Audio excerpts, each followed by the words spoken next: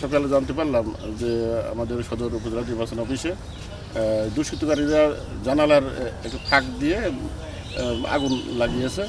তো সেক্ষেত্রে আমি স্পষ্ট তাৎক্ষণিকভাবে দেখি যে ওখানে তেমন কোনো ক্ষতি হয় নাই, ধোঁয়া সৃষ্টি হয়েছিল এবং কিছু র্যাক আছে, র্যাকে একটু আগুন লেগেছিল। আর আমাদের অন্যান্য গুরুত্বপূর্ণ যে দলিলাদি এগুলো অক্ষত অবস্থায় আছে। এখানে আমাদের সিসি ক্যামেরা আছে আমাদের নৈশপ্রহরী, আমাদের সদরে যিনি নৈশপ্রহরী নিযুক্ত ছিলেন উনি কিছুদিন আগে চাকরি ছেড়ে চলে গেছেন। আর আমাদের জেলা নির্বাচন অফিসে নৈশপ্রহরী আছে।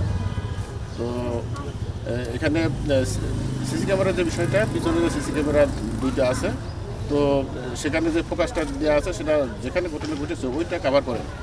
ঠিক আছে, আমার সামনে যে ক্যামেরাগুলো আছে এগুলো সামনে সব ক্লিয়ার আছে এবং কাভার করে এই অবস্থায় আছে।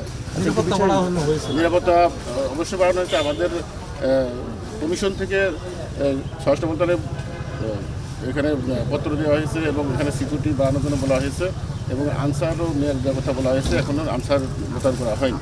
আমরা অবশ্যই আতঙ্কিত এবং নিরাপত্তাহীনতা ফিল করতেছি এবং আমরা চাই যে আমাদের নির্বাচন কমিশন আরও নিরাপত্তা জোরদার করবেন। কারণ সামনে যেহেতু ইলেকশন, এখানে গুরুত্বপূর্ণ ডকুমেন্ট রয়েছে আমাদের এই গুদামে। সেক্ষেত্রে এখানে হাই সিকিউরিটি ইনশিওর করা অবশ্যই উচিত।